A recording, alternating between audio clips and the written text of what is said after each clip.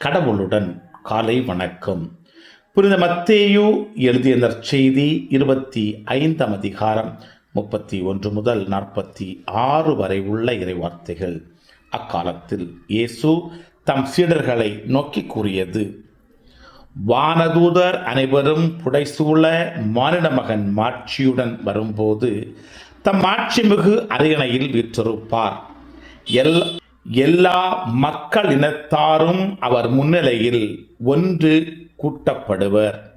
ஓர் 1000 செம்மறி ஆடுகளையும் வெள்ளாடுகளையும் வெவ்வேறாக பிரித்து செம்மறி ஆடுகளை வலப்பக்கத்திலும் வெள்ளாடுகளை இடப்பக்கத்திலும் நிறுத்துவது போல் அம்மக்களை அவர் வெவ்வேறாக பிரித்து நிறுத்துவார்.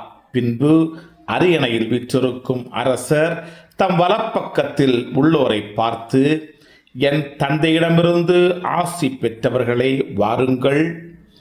உலகம் தோன்றியது முதல் உங்களுக்காக ஏற்பாடு செய்யப்பட்டிருக்கும் ஆட்சியை உரிமை பேராக பெற்றுக்கொள்ளுங்கள்.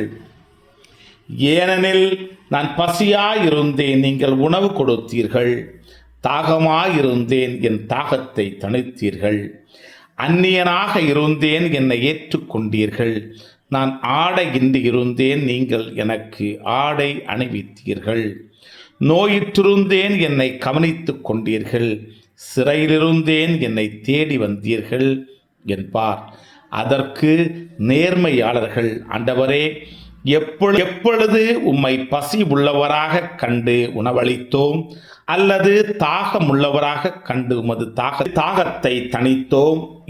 எப்பொழுது உம்மை அந்நியராக கண்டு ஏற்றுக்கொண்டோம், அல்லது ஆடை இல்லாதவராக கண்டு ஆடை அணிவித்தோம்?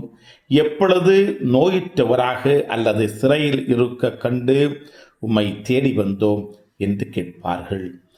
அதற்கு அரசர், மிக சிறியோராகிய என் சகோதரர் சகோதரிகளில் ஒருவருக்கு நீங்கள் செய்ததெல்லாம் எனக்கே செய்தீர்கள் என உறுதியாக உங்களுக்கு சொல்லுகிறேன் என பதிலளிப்பார். பின்பு இடப்பக்கத்தில் உள்ளோரை பார்த்து, சபிக்கப்பட்டவர்களே, என்னிடமிருந்து அகன்று போங்கள். அலகைக்கும் அதன் தூதருக்கும் ஏற்பாடு செய்யப்பட்டிருக்கிற என்றும் அணையாத நெருப்புக்குள் செல்லுங்கள். ஏனெனில் நான் பசியாயிருந்தேன், நீங்கள் எனக்கு உணவு கொடுக்கவில்லை. தாகமாயிருந்தேன், என் தாகத்தை தணிக்கவில்லை. நான் அந்நியனாயிருந்தேன், நீங்கள் என்னை ஏற்றுக்கொள்ளவில்லை. ஆடையின்றி இருந்தேன், நீங்கள் எனக்கு ஆடை அளிக்கவில்லை. நோயிற்றிருந்தேன், சிறையிலிருந்தேன், என்னை கவனித்துக் கொள்ளவில்லை என்பார்.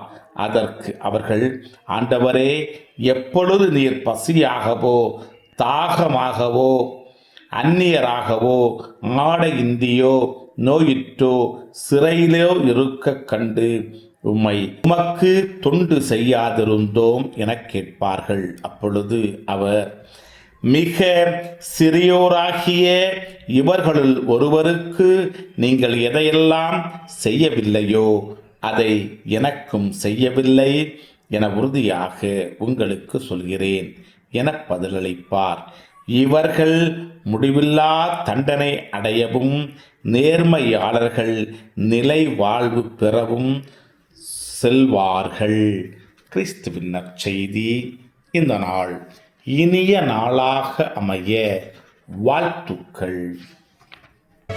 चल चला चल सला सला सला चल चला चल चल चला चल பல பல பல புதுமைகள் பெருமைகள் இனிமைகள் இறங்கிய நல்ல நாள், ஒரு நல்ல நாள், நம் தேவன் தந்த நாள். இது நல்ல நாள், ஒரு நல்ல நாள், நம் தேவன் தந்த நாள்.